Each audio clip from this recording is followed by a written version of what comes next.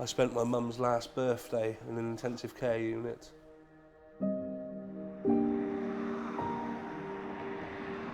With her slipping in and out of consciousness as they tried to stabilise her. It was all taken away because of that ceiling falling on her. Just gone in an instant.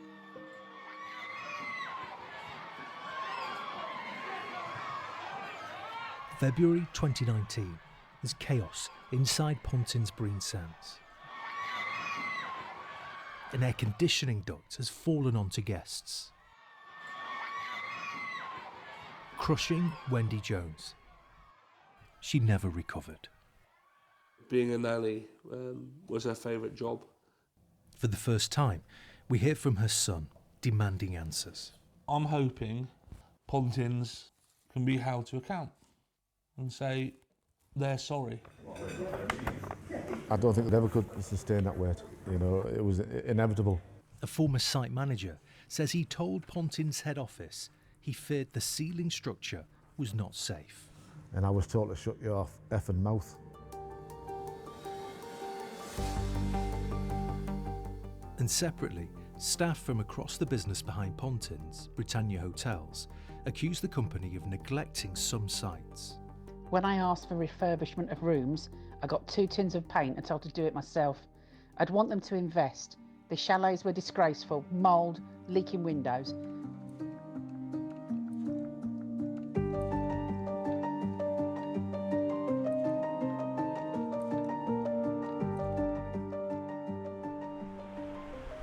I like to choose where I go.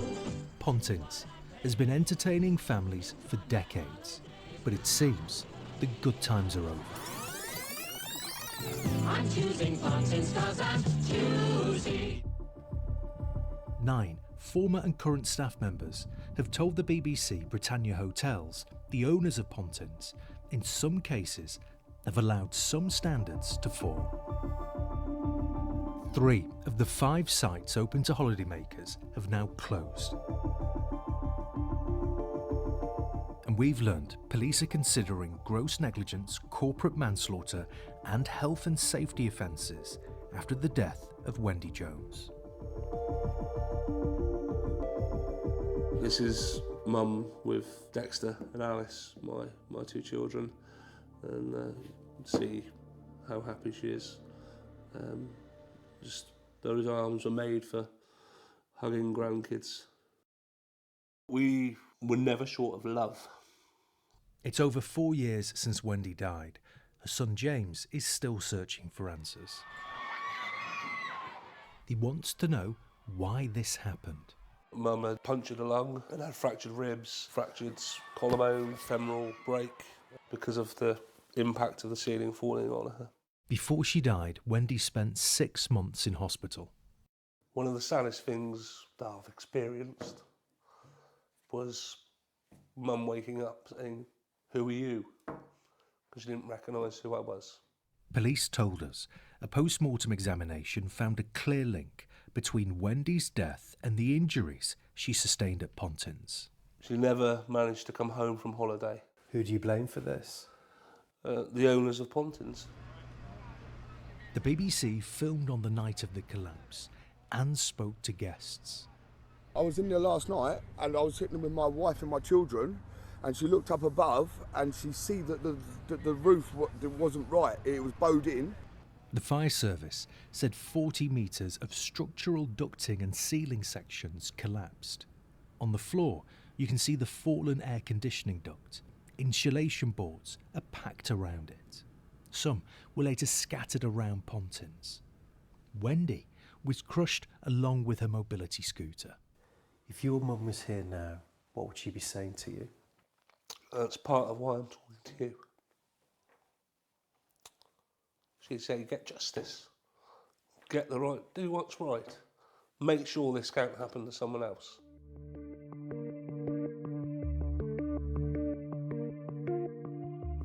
For the first time, we can reveal safety concerns were raised at the highest level.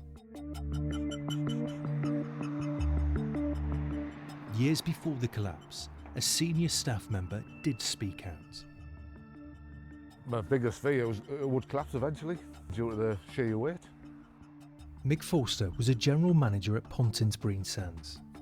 In late 2015, he witnessed these insulation boards being placed on the ceiling and air conditioning duct. Some of them were stacked 4 or 5 high. You could see a bone in places when they asked me to sign it off. I refused to.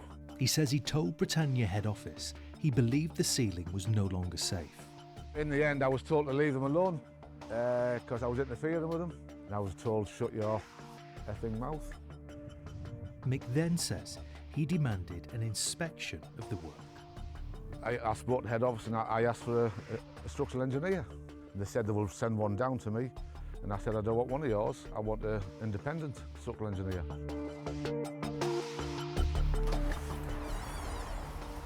In January 2016, a chartered surveyor inspected the ceiling at Pontins Breen Sands. I don't think the roof could sustain that weight. We've obtained a copy of that 2016 independent report Mick asked for and showed it to him. Executive summary, our conclusion is that the recent installation has not been safely or adequately installed, and the safe load for the existing suspended ceiling may have been exceeded, which could result in a collapse of the ceiling. The report, however, also stated it was not assessing safe load limits of the ceiling. Who received that report? Head office? Was satisfactory remedial work carried out while you were there? No. What was your concern? Eventual collapse.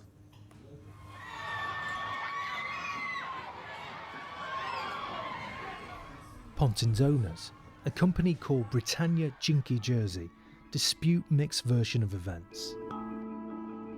In a detailed statement, it said, the installation was undertaken in 2015 by a specialist contractor with a long history of working at the Breen Sands Park. In reference to the surveyor report we obtained, Britannia said the findings related solely to the ceiling grid over the dance floor. And the only concerns regarding the ventilation duct were that the rock wall installed was unsightly. It added, the findings were carefully considered and additional ceiling supports were installed by the contractor, which provided reassurance as to their diligence.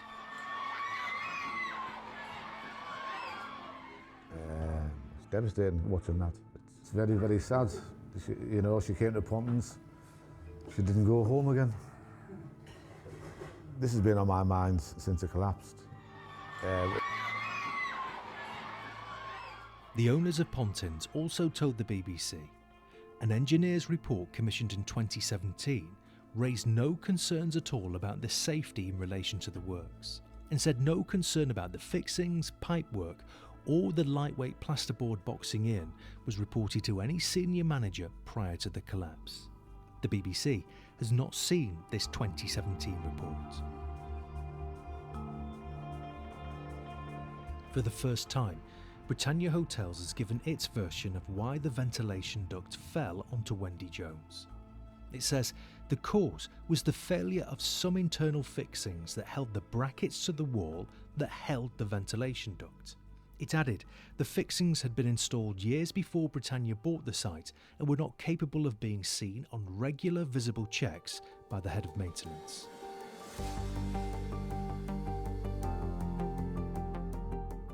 Separately, the BBC has been investigating allegations of neglect at the business. Our investigation received more than 70 photos from 2 Pontins sites. We've interviewed 9 former and current Pontins and Britannia Hotels staff. All held managerial positions with decades of experience. The issues were numerous. I'd want them to invest. The chalets were disgraceful. The mould is shocking. At Southport, these images were taken last year before it closed. You can see mould in chalets, broken doors, damaged window frames, and balconies with missing or rusting railings.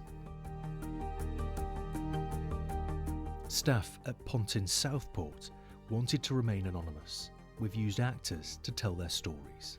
The issues were numerous. A first-floor swimming pool leaking through into a restaurant site below, crumbling walls and balconies, mould, fleas, broken doors. The bare minimum was done. Monthly monitoring is stuff like fire doors, trips and slips. It wasn't written down. There wasn't time. We also obtained this video inside a chalet in Southport. There's extensive mould on the walls and ceiling. Inside Pontins Camber Sands, these images from early 2024, a month after it closed, show damaged walls, doors and window frames, exposed electrics, mould in chalets and staff accommodation. 2 former staff members here told us guests would take out their frustrations on them.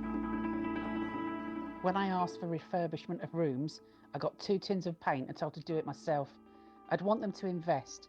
The chalets were disgraceful, mould, leaking windows. They'd cordon chalets off rather than repair them. I'd make requests, it'd be turned down. The walkway and balconies between the chalets are crumbling. Pool was in regular use even though it was leaking and the tiles were cracking. The mould is shocking. When you see a member of the public struggling, when you know you are ruining holidays, it's soul destroying. In a statement, Britannia Hotels said it was committed towards ensuring the public have a safe and enjoyable visit to all the parks and hotels they own, and they continuously improve health and safety performance. So I've been keeping a list of all the Britannia hotels. Over the past 6 months, we've also learned of a second death being examined by investigators. Chloe Haynes was found dead in September 2022 in her room at the Adelphi Hotel. Liverpool City Council confirmed to us it's conducting a health and safety investigation after a referral from Merseyside Police. We can also reveal 2 separate Health and Safety Council inspections have taken place at the closed Pontins sites in Camber Sands and Prestatyn. In the case of Camber Sands, we understand inspectors found some of the chalets unusable, it needed urgent investment, and it might be more cost-effective to bulldoze the site. So I've been keeping a list of which Britannia hotels are not open to the public. Over the past 6 months, we found up to 19 Britannia hotels were unavailable to book at some point. We understand many were subcontracted by the Home Office to house asylum seekers. The government don't really give out much detail on the locations or the contracts they have with hotels to house migrants. That said, ministers regularly say in interviews that it costs £6 million a day to house migrants in hotel accommodation. So it's fair to assume that a chunk of that will be going to Britannia hotels. In addition, a BBC Freedom of Information request to all local authorities with a Britannia Pontins site found that between 2019 and 2022, 20 councils used their premises for temporary accommodation. So it varies, it's 1 night here or 1,000 nights in some cases. But by and large, this is to house homeless and vulnerable people, and during that time it must have cost at least £1.7 million from the data we've been given. After the death of Chloe Haynes, Britannia Hotels said it had cooperated fully with the police, local authority and coroner's court investigations, and that the police told Britannia no action will be taken and they now await an inquest. The business added it does not consider they are at fault and said they take health and safety obligations seriously and remain committed to ensuring the public are safe.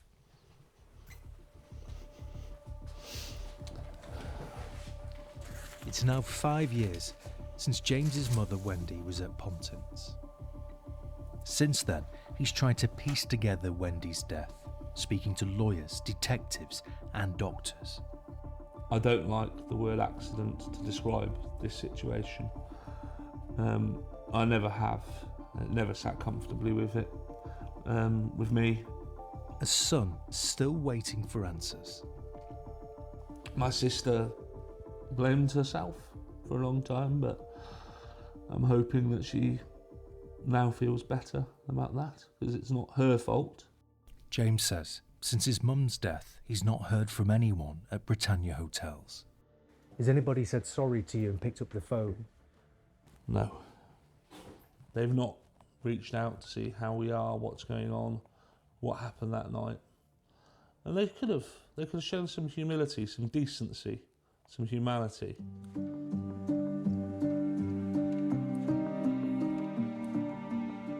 Britannia Hotels told us the death of Wendy Jones was an unfortunate accident that could not have been predicted. They've cooperated fully with police and the local authority, and it has not been appropriate to engage with Mrs. Jones's family at this time. Avon and Somerset Police said it was open-minded about the cause of the ducting collapse and are continuing to look into the death of Wendy Jones.